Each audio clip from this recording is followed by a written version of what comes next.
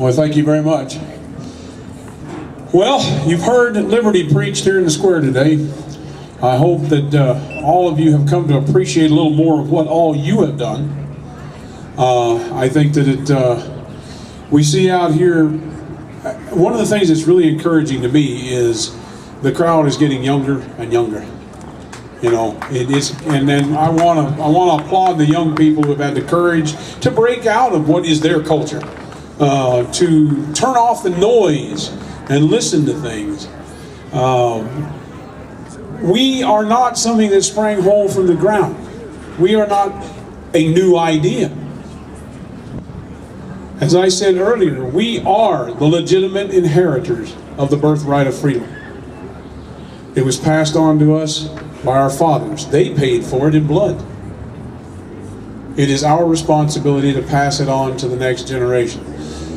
In January, here in Santa Fe, we had a really rare opportunity to hear Patrick Henry's "Give Me Liberty or Give Me Death" speech actually read by a 9th generation descendant of his. Now, you can't get any closer to that, to reaching back and touching the founders. The founders were right. The beauty of America is real. Regardless of all the mud that's been thrown on it over the years, it is real. The nobility of the American spirit is a reality. And it is a reality that drug a world from monarchical hell to where every country, every person that's ever heard of the United States wants to be here or wants to be like us, except those who have had their minds perverted by the enemies of this country.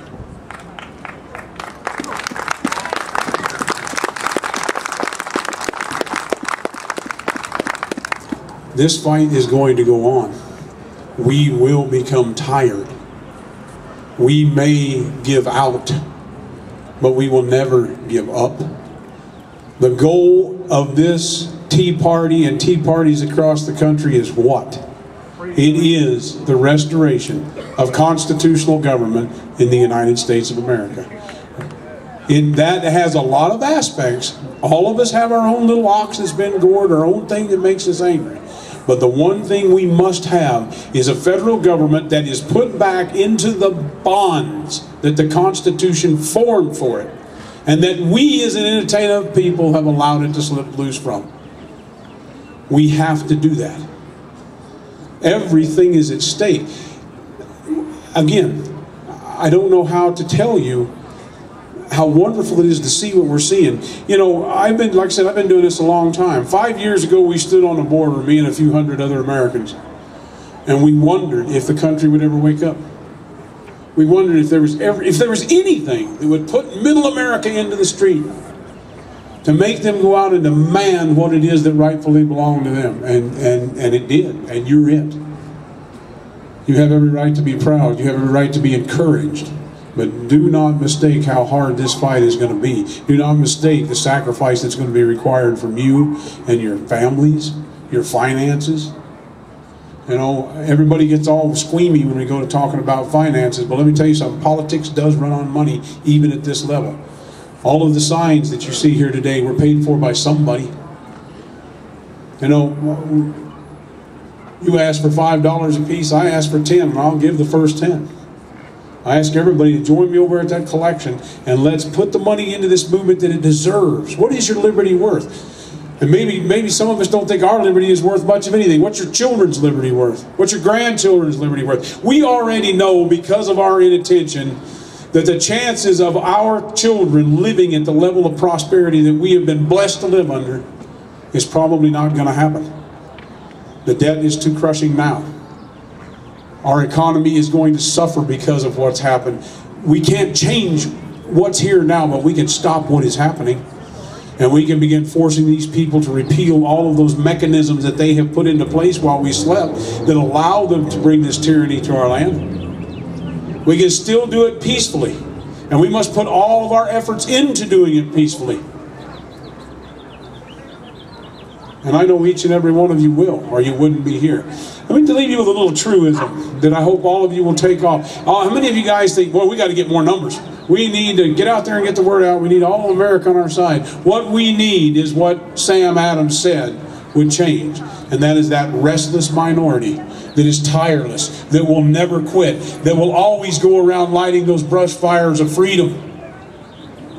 History has never been changed by the masses, ladies and gentlemen. The masses will sit and wait to see who they think they're going to win. History is changed by the few. Those who will not tire in their task. Those who realize all that is at stake and are willing to sacrifice all it takes to bring about that blessing. You are that minority. You are the 3% of Americans who are willing to fight to the very last breath for everything we hold dear. And we're going to win this fight. What's our goals this year, huh? What are we going to do in the next year, ladies and gentlemen? Where are we headed? Make it happen. You know, how about we defeat Obama? How about Obama goes bye-bye and all of the evil things that that man has brought to the forefront? You want to know one thing that has happened and why I'm so glad Obama's here? Because Obama has allowed that mask to melt away. And instead of looking at their lies of compassion and their lies of all this stuff, we are seeing the ugly death mask that hides beneath the lies that the left has put out to us for 70 years. That's why we're in the street, because he has so personified all those things. So we're going to defeat Obama.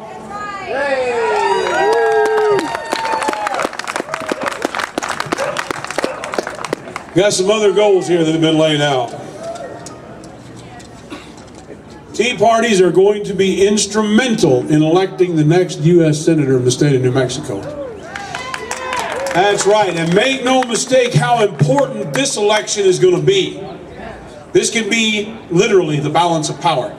This seat in New Mexico is more important now than it's been in generations.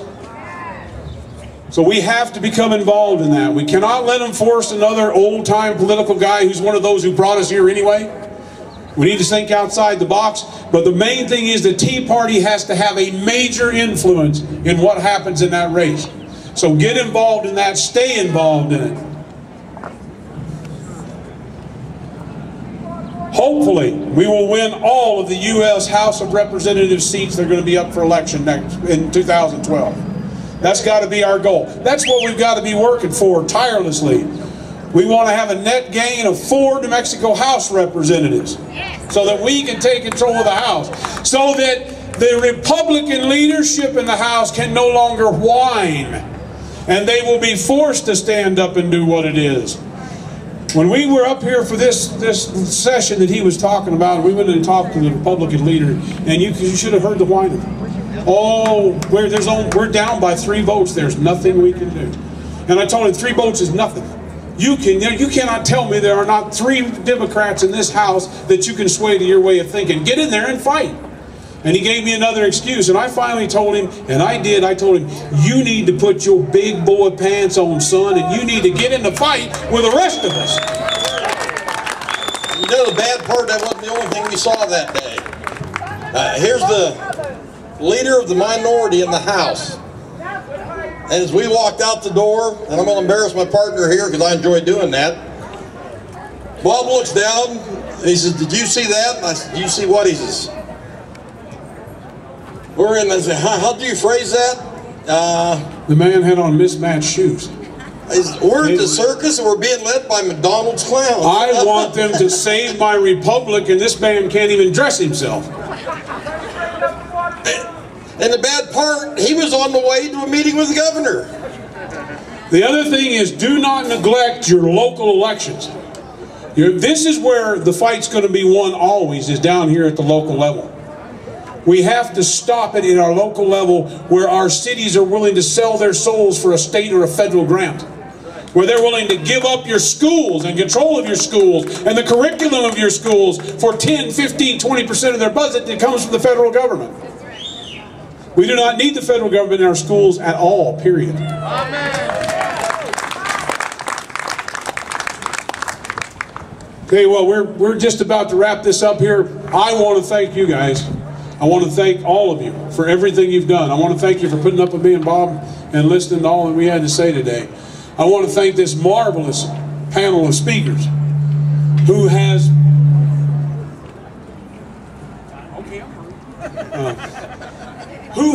and how many times have you been to this square, and how many times have you actually heard liberty preached in this square? Well, you heard liberty preached today, and you heard plans, and you heard people who are going to drive the political debate in this country for the next generation. And you're part of that. You're part of that driving force. You're part of what's going to change America and bring America back to the roots she came from.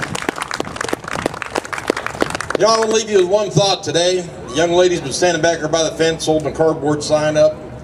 It says, "Spare us, Obama. Where's the change you promised us?" And I want you to remember one thing. I don't care what party it is. They will promise you anything to get elected. And unless you stand and hold them accountable once they're elected, they're going to keep on promising. And they're going to keep on telling you what you want to hear. That's right. You know, there's a reason it's called participatory government. We all learned in school about the checks and balances. Well, they tell you how you got an executive and a legislative and who's the guys in the funny row? Oh, the judicial. There we go. You know, but there's a fourth, and that's you. That's the American electorate. We are the final check and balance. And if we can't elect people who will represent what we need, and not only represent what we need, but will hold true to those founding documents, because those are the things that brought us the freedom we have. Those are the things that maintain that freedom and brought about the economic prosperity that just enhances the freedom we have. Maybe then we'd have someone who kept their promise to create more jobs for the homeless. Keeping promises is something that politicians are not very good at. Ladies and gentlemen, Bob and I, we want to thank you. We hope that after hearing the brand of stuff we shovel, that you'll take a little time and join us each weekday at 2 o'clock New Mexico time on www.thewatchman.com. .biz. And we'll give us a listen. We're on 1 hour a day, every day but Wednesday. We do a 2-hour show on Wednesday. There's a lot of things percolating out there that everybody needs to be aware of. And we have enjoyed our time here. You've got a beautiful city. You're beautiful people. And we are going to restore a beautiful republic. Thank you much. God bless. Rita, do you want to come up here? All the speakers, the MC, come on forward. Let's acknowledge these wonderful people, the wonderful words we heard from them.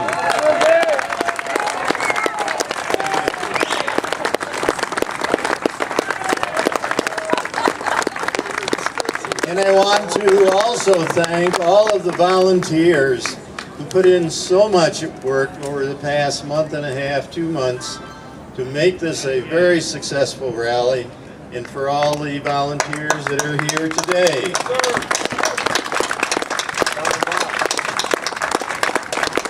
And I also want to make a special note to the Santa Fe Police Department in also supporting us here today. And 2 final things. One, don't forget the donation box over here. And the last item is give yourselves a round of applause. You were great. Okay, this rally is closed.